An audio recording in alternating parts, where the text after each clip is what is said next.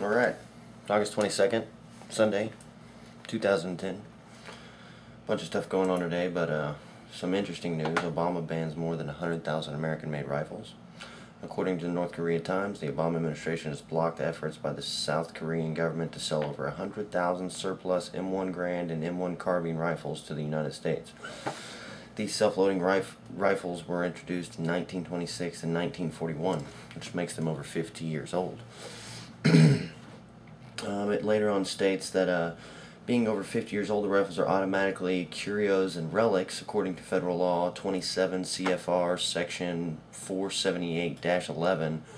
Accordingly, they are by statutory definition importable, which means it's practically illegal for him to say that we can't have the rifles. Moving on, there's some other interesting news that's come out the last few days. Secretly forced brain implants. There's a new explosive court case that shows that somebody had been forced to take a brain implant, meaning they're just experimenting on the people at will. Apparently, they've been keeping this secret. Here's NSA signals intelligence use of EMF brain simulation. NSA signals intelligence uses EMF brain simulation for remote neural monitoring, or RNM, and electric brain link, which is EBL.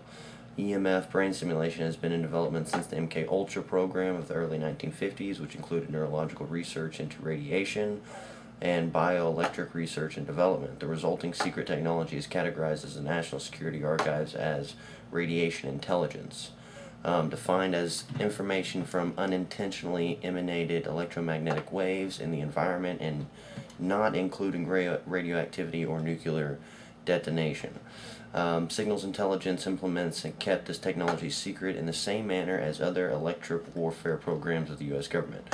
The NSA monitors available information about its technology and withholds scientific research from the public.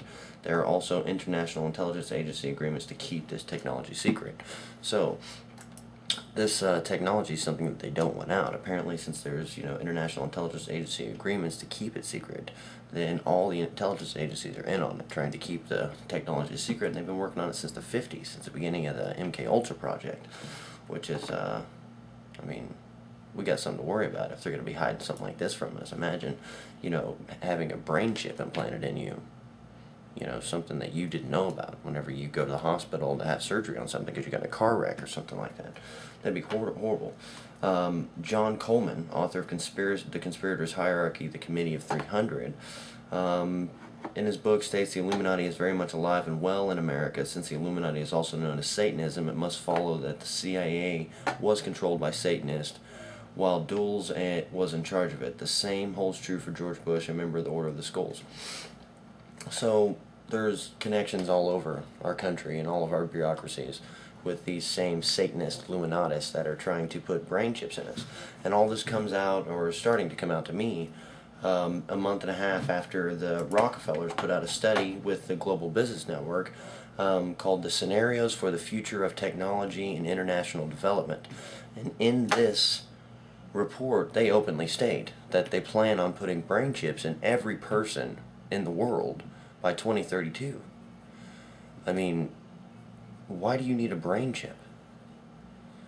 A lot of people have hypothesized that the so-called mark of the beast would be an RFID or some tattoo, but, if they can put a brain chip in you that can send electromagnetic impulses to you, it can actually give you verbal commands and make you listen to what it has to say, then, it could very well decide for you what you're going to do. Then your freedom of choice would be completely gone. You wouldn't have the ability to be free like we are now. So, the Scenarios for the Future of Technology and International Development by the Rockefeller Foundation and the Global Business Network is something everybody needs to look up. It's, information that's freely open to anybody on the internet. If you get up there and look at it, you realize that the richest people on earth are trying to put brain chips in us so they can control us easier. That's a problem. That's something we got to do something about that.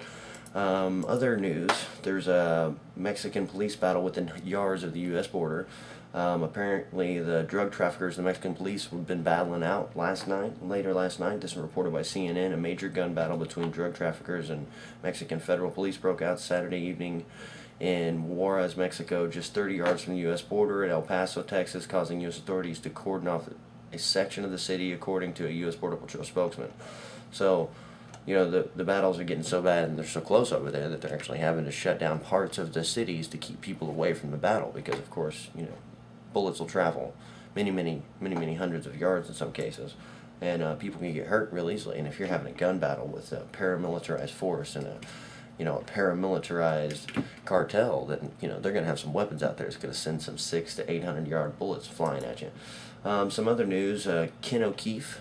He has decided to denounce his American citizenship and publicly burned his passport, stating that being a citizen of America is basically a contractual agreement with the government in which you have to pay taxes. And since the tax money that is being paid in is going towards something that he does not agree with, that he decided to go ahead and denounce his citizenship, which I don't agree with, denouncing your citizenship. I think we should make our government work for us like they're supposed to, but it's our job to do that. It's not their job to make it happen. The media is bought out, so we can't leave it up to the media anymore.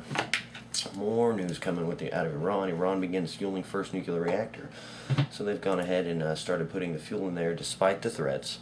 Despite the threat, Iran fires up nuclear plant despite threats. That's a Kurt Nimmo article out of Infowars.com. And in that article, he's got Scott Horton from Anti-War Radio.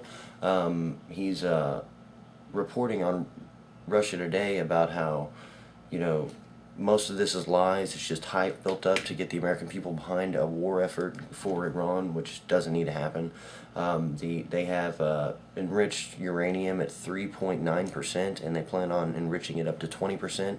They're part of the Non-Proliferation Treaty, which allows them to have nuclear technology as long as they're not using it for weapons. And they would have to be well over 94%, he states, in order to ever make weapons, and their facility couldn't even do that. So it would be impossible for Iran to ever have a nuclear weapon under the reactors that they have built at this point in time. In order for them to ever do it, they'd have to pull out of the Non-Proliferation Treaty and show the UN and the whole world that they were going to do this.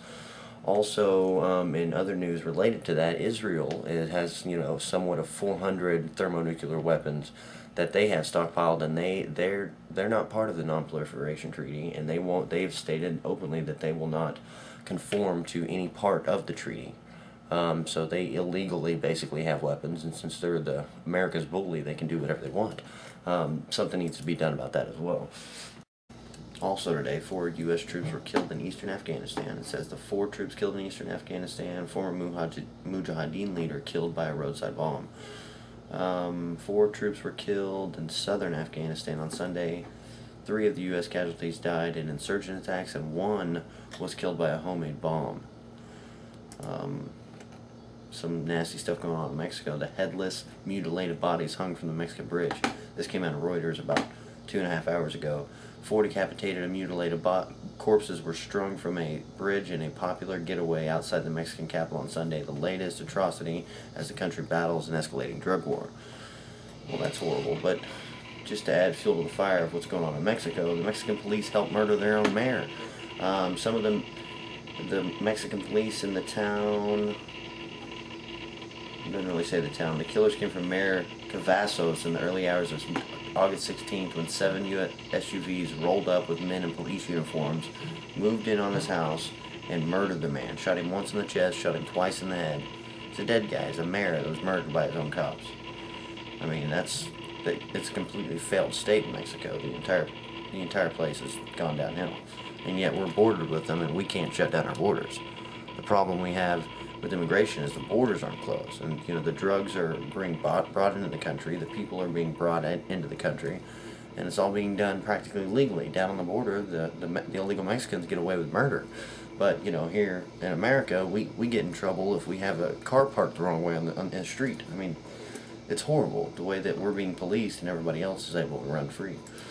Other news: Julian Assange was accused of rape. This came out yesterday morning.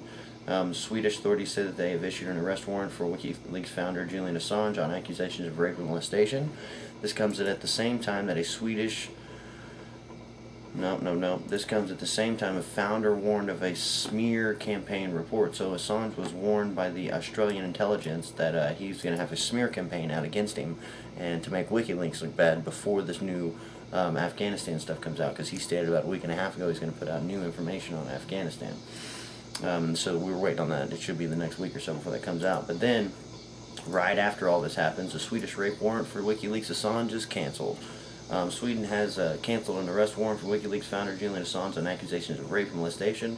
The Swedish Prosecution Authority website said the chief prosecutor had come to the decision that Mr. Assange was not suspected of rape, but did not give any further explanation. So there you have it. You got the globalists trying to push an agenda through the media. You put something in the media, say somebody raped you, just like they did with Rand Paul a couple weeks back. Say you were raped and that they forced you to use drugs, and then the media picks up with it and they run it, and they keep running it, and they keep running it, and they keep running it, and they sell it to the people. If you say a lie loud enough, long enough, then it becomes fact, and that's just not the way it should be. In closing today, we've got a little quote here from Thomas Jefferson.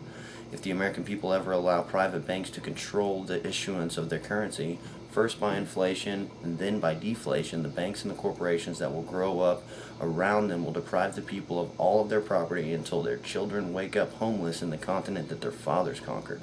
You need to look that one up. You guys have a good one.